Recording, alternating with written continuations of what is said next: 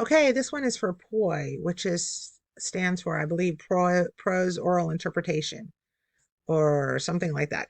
Anyway, it's a little different. We've never done this one before. So watch closely if this is your first time doing POI. So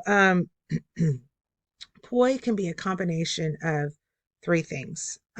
Either a poetry, prose, or some kind of solo acting.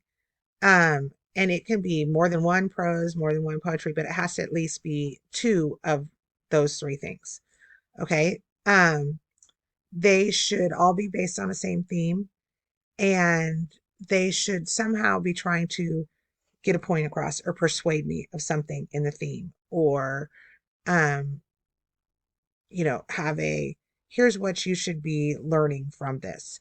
And the way you should understand that is because they should give an introduction.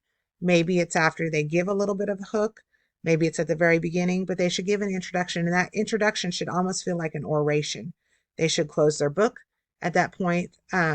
They can walk around like they're giving a speech, and they should very professionally give you this intro that pulls it all together. And it should give all the titles of their pieces and all the authors of their pieces. And then they don't have to give those again between each section. And in fact, they probably shouldn't because it kind of kills the flow. But they can. And they can also give you a little tiny introduction between each section if they need to, just for it to transition well. But they do not have to do that. Okay. Then they should use their book the entire time. They can walk around. Their book can be part of the props, can be used as a prop if they want to, but it should still kind of appear like a reading except for that introduction part. So they should still be glancing at their book, still be turning the pages, still be giving a reading. Um, it's kind of, a lot of people have told me, what you're looking for is they should basically, as they turn the page each time or close to it, they should become a new character, or and it should be obvious that they're in a new scene or they're in something different. So they're really supposed to be showing off their range and their ability as far as what they're doing. So when you see a good one, you'll know it. Hopefully, we'll have a good one there, so you'll get a really good clue of what it is you're looking for. There won't be a lot of people in this event.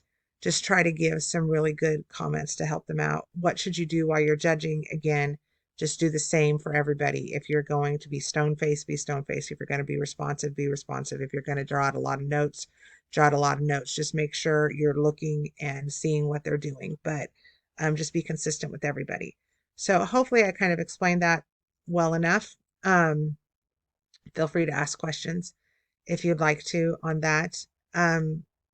You rank them, one being the best in the room, six, probably maybe eight. I'm not sure how many we'll have, would be the worst in the room. So it would go just, if there's only five would be your lowest ranking.